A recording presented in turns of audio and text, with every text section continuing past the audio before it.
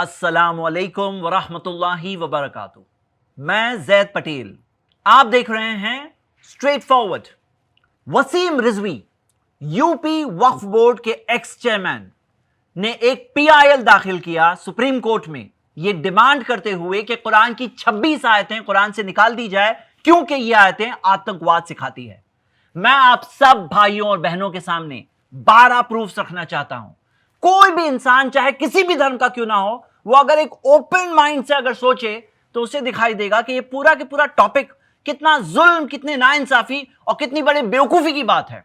हम ये जानते हैं कि इस टाइप की कैंपेन्स कोई नई बात नहीं है। विश्व हिंदू परिषद की 2002 की रिपोर्ट आप देख सकते हैं कि उन्होंने भी इस टाइप का डिमांड किया था और 1985 में चांदमल चोपड़ा ने इस टाइप का ऑलरेडी एक पिटीशन फाइल किया है जो ऑलरेडी रिजेक्ट हो चुका है। इससे पहले कि मैं अपने 12 एविडेंसेस आपके सामने रखूं, मैं सारे धर्म के भाइयों और बहनों से एक रिक्वेस्ट करना चाहता हूं। आप एक बार ऐसा क्यों नहीं कर लेते कि कुरान खुद खोलकर पढ़िए। इस वीडियो के डिस्क्रिप्शन में आपको कुरान के डाउनलोड के लिंक्स मिलेंगे। आप जिस किसी जुबान को जानते हैं, आप अपनी जुबान में कुरान का ट्रांसलेशन पढ़ सकते हैं ताकि आप डायरेक्टली एक बार समझ लें what does Islam actually teach, Islam actually क्या सिखाता है। और हमारी ये वीडियो भी आपको डिस्क्रिप्शन में मिलेगी जिसके अंदर आपको इस्लाम का एक ब्रीफ मुख्तसर इंट्रोडक्शन दिया गया है। पॉइंट नंबर 1, कुरान सूरह तौबा सूरह 9 आयत नंबर 5 पर यह ऑब्जेक्शन उठाया जाता है और वही घिसा पिटा ऑब्जेक्शन है जिसका जवाब हम लोग सालों साल से अल्हम्दुलिल्लाह दे रहे हैं। इस आयत में यह दिया है कि मुश्रिकों का कत्ल करो, लेकिन यह नहीं बताया जाता कि किस पस मंजर की बात हो रही है, किस बैकग्राउंड में बात हो रही है। अगर आप बैकग्राउंड पढ़े सूरह तौबा सूरह 9 आयत नंबर 1 से लेकर 5 तक, आप खुद देख सकते हैं कि वो जंग के माहौल की बात हो रही है, नॉर्मल हालात की बात नहीं हो रही है। पॉइंट नंबर 2, तो इस्लाम ने सिखाया क्या है। यह नहीं बताया जाता है कि इस्लाम ने यह सिखाया है कि सारे इंसान एक भाईचारगी का हिस्सा है, एक ब्रदरहुड है। अपने पड़ोसी के साथ अच्छा सलूक करो, चाहे वो किसी भी मजहब का क्यों ना हो। कुरान में यह सिखाया गया है एक मासूम जान का कत्ल करना ऐसा है जैसे कि सारे इंसानों का कत्ल कर दिया, और एक जान को बचाना ऐसा है जैसे सारे इंसानों को बचा लिया। कुरान में सिखाया गया है कि एक नॉन मुस्लिम के पास भी हक है, राइट है of safety of life, of safety of property, कि उसकी प्रॉपर्टी सेफ रहे। उसके धर्म में उसे आजादी दी गई है। साफ किया जाएगा, औरतों की इज्जत की जाएगी, अच्छे अखलाक के साथ पेश आया जाएगा और उनके लिए दुआ की जाएगी। पॉइंट नंबर 3, कुरान की 26 आयतें बताई जा रही है जंग के ताल्लुक से। मैं आपके सामने 40 कानून इंडिया के रखना चाहता हूं। 14 कानून आईपीसी के अंडर में जिसमें मौत की सजा दी गई है और 26 कानून नॉन आईपीसी लॉज के अंदर जिसके अंदर मौत की सजा दी गई है। अब अगर कोई हम पर ऑब्जेक्शन उठाए कि इंडिया में तो लोगों का कत्ल किया जाता है कानून के तहत, और सिर्फ कानून नहीं, प्रैक्टिकल तौर पर भी आप देख सकते हैं कि 4 लोगों का कत्ल कर दिया गया, तो हम लोग क्या जवाब देंगे? हम लोग जवाब देंगे कि आप कत्ल की बात तो कह रहे हो, किस वजह से कत्ल किया जाए वो नहीं कह रहे हो। यह तो नाइंसाफी की बात है कि हाँ यस, ऐसे 40 कानून हैं इंडिया में जिसके अंदर मौत की सजा दी जाती है, लेकिन मुजरिमों को दी जाती है जिनका जुर्म साबित हो जाए। और हाँ, ये 4 जिन्हें आप देख रहे हैं ये तो वो लोग हैं जो निर्भया केस के अंदर बहुत ही बदतरीन किस्म के रेप केस में इन्वॉल्व थे, उनको भी 8 साल बाद जाके सजा हुई। तो हम देखते हैं कि अगर कोई चीज को पस मंजर से, बैकग्राउंड से निकाल करके बताया जाए तो ऐसा लगेगा यहां जंगल का कानून चल रहा है। पॉइंट नंबर 4, हमारे खुद के प्राइम मिनिस्टर ने बालाकोट स्ट्राइक्स के टाइम पर कहा था कि हमारा सिद्धांत तो यह है कि हम घर में घुस कर मारते हैं। अब आप बताओ, इस बात को अगर पस मंजर से हटा करके जब प्राइम मिनिस्टर साहब पाकिस्तान गए थे वहां पे जाके फिट किया जाए, या इंडिया पाकिस्तान की जब मैच चल रही है वहां पे फिट कर दिया जाए, तो क्या इंसाफ की बात होगी? पॉइंट नंबर 5, आप ये फोटोज देखिए। लॉकडाउन में पुलिस ने लॉकडाउन एनफोर्स करने के लिए बहुत ताकत का इस्तेमाल किया। अब कोई अगर ये फोटोज को पस मंजर से हटा करके बोले कि इंडिया की पुलिस तो ऐसी है, चलते रास्ते चलते लोगों को मारती जा जाकर डंडे, तो फिर हम कहेंगे ये तो बहुत बुरा लगेगा, ऐसा लगेगा कि कैसी पुलिस है। लेकिन वो एक काम कर रहे थे, एक ड्यूटी कर रहे थे, वो ड्यूटी के तहत उन्होंने किया। मैं पॉइंट ये बताना चाहता हूं कि कोई चीज को अगर पस मंजर, बैकग्राउंड से निकाल करके बयान किया जाए तो बहुत बड़ा जुल्म लगने लगता है। पॉइंट नंबर 6, आप कुरान की बात कर रहे हैं, ऐसी बातें तो सब धर्म की किताबों में है, आप खुद पढ़ के देख सकते हैं। मिसालें भगवत गीता से, बाइबल से देता हूं। कृष्णा अर्जुन से कह रहे हैं, चैप्टर 2 वर्स 37 में दिया है युद्ध में मारा जाकर स्वर्ग को प्राप्त होगा। आप खुद कवर से देख सकते हैं कि ये किताबों का, महाभारत का, भगवत गीता का सेंट्रल थीम क्या है, किस पस मंजर, किस बैकग्राउंड में बातें हो रही है। यकीनन जंग की बात हो रही है, जंग के माहौल में बात हो रही है। एक दो नहीं, हंड्रेड्स ऑफ वर्सेस है जंग के माहौल के अंदर, जंग की बात।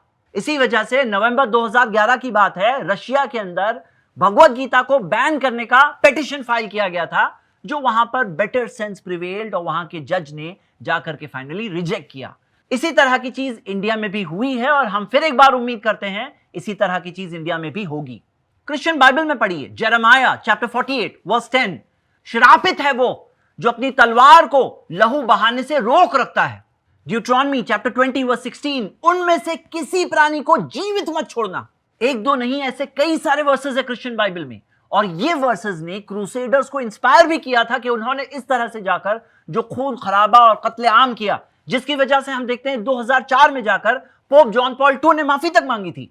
ये वर्सेस को अपने पस मंजर से निकाल करके अगर किसी को गलत मीनिंग निकालना है तो ऐसे लोग होते हैं सब धर्म में, जो ऐसे टाइप की चीजें लेकर के अपने आतंकवाद को जस्टिफाई करते हैं, अपने गलत कामों को जस्टिफाई करते हैं।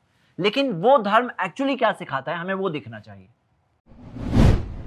कुरान में ये दिया है कि काफिर का कत्ल करो, ये बात तो बहुत फेमस कर देते हैं ये लोग, लेकिन ये बात कोई नहीं बोलता कि कुरान में ये भी सिखाया गया है। सूरह हुजुरात की आयत है, सूरह नंबर 49 आयत नंबर 9, कि अगर मुस्लिम्स के दो गिरोह में अगर झगड़ा हो जाए तो उनमें सुलह कराओ, और अगर उनमें से एक दूसरे पर ज्यादती कर रहा है, जुल्म कर रहा है, तो तुम सब के सब उस ज्यादती करने वाले गिरोह के साथ किताल करो, जंग करो, लड़ो। मुस्लिम के साथ भी लड़ने सिखाया गया है इंसाफ के लिए। बल्कि कुरान में यह भी सिखाया गया है, ए ईमान वालों, खड़े हो जाओ इंसाफ के लिए गवाह बनकर, चाहे खुद के खिलाफ क्यों ना हो, चाहे अपने माँ बाप के खिलाफ क्यों ना हो, चाहे अपने रिश्तेदारों के खिलाफ क्यों ना हो, चाहे अमीर के खिलाफ क्यों ना हो, और चाहे गरीब के खिलाफ क्यों ना हो, क्योंकि अल्लाह सबकी मदद कर सकता है। पॉइंट नंबर 8, जो लोग इस तरह से जंग के ताल्लुक से जो आयतें हैं कुरान में, जो हदीसें हैं, उन पर एतराज उठाते हैं, वो लोग एक्चुअली इस्लाम का इंट्रोडक्शन ही नहीं जानते।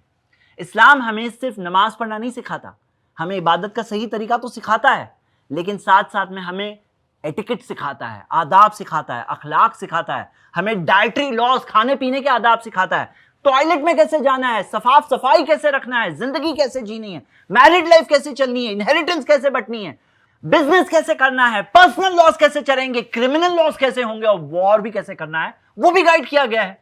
क्योंकि इस्लाम एक इंडिविजुअल का मजहब भी है, एक सोसाइटी का मजहब भी है, और एक कंट्री का मजहब भी हो सकता है। अब आप खुद बताओ, क्या एक कंट्री आर्मी नहीं रखती? तो क्या ये पीस के खिलाफ है? क्या एक कंट्री पुलिस फोर्स नहीं रखती? क्या ये भी पीस के खिलाफ है? हम यही कहते हैं कि ये आर्मी, ये पुलिस फोर्स, ये अमन को कायम रखने के लिए है। उसी तरह इस्लाम में जो जिहाद का कंसेप्ट है, वो इस्लाम का कोर गोल, अहम गोल, जो बेसिस है, अमन कायम करना, शांति कायम करना दुनिया में, उस मेन मकसद के लिए है। जुल्म, ज्यादती, टेररिज्म, ऑपरेशन के लिए नहीं है। पॉइंट नंबर 9, इस्लाम ने तो यह सिखाया है कि जो लोग आतंकवाद करते हैं वो लोग तो जन्नत नहीं जा सकते। जिहाद और आतंकवाद में बहुत बड़ा फर्क है। जिहाद एक ऑफिशियल गवर्नमेंट के अंडर में होता है, आतंकवाद एक इंडिविजुअल होता है या ग्रुप होता है, ऐसे लोग होते हैं जिनके पास लेजिटिमेसी नहीं होती है। जिहाद में, एक लेजिटिमेट वॉर में, जो कंबैटेंट्स होते हैं, जो मिलिट्री वॉर में लड़ने आए हैं, उनसे लड़ा जाता है। आतंकवाद में सिविलियंस को मारा जाता है। जिहाद के अंदर रूल्स है, स्ट्रिक्ट रूल्स है, जो फॉलो करना होता है वो फॉलो करेंगे नहीं तो वो चीज इस्लाम के अंदर टोटली हराम और मना है। आतंकवाद के अंदर कोई लॉज नहीं होते। जिहाद ओपनली डिक्लेयर करके होता है, आतंकवाद सीक्रेटली होता है। तो ये सब चीजों में फर्क हम समझ सकते हैं कि इस्लाम का जो कंसेप्ट क्या है। इस्लाम ने बिल्कुल ये चीज की इजाजत नहीं दी है कि कोई भी इंसान जिहाद के नाम में जाकर के किसी मासूम का कत्ल करे। ऐसा है जैसे कि उसने सारे इंसानों का कत्ल कर दिया। पॉइंट नंबर 10, तो मेरे भाई उम्मी बहने, बात आती है यहां पर अंडरस्टैंडिंग, समझ। क्या समझते हैं लोग?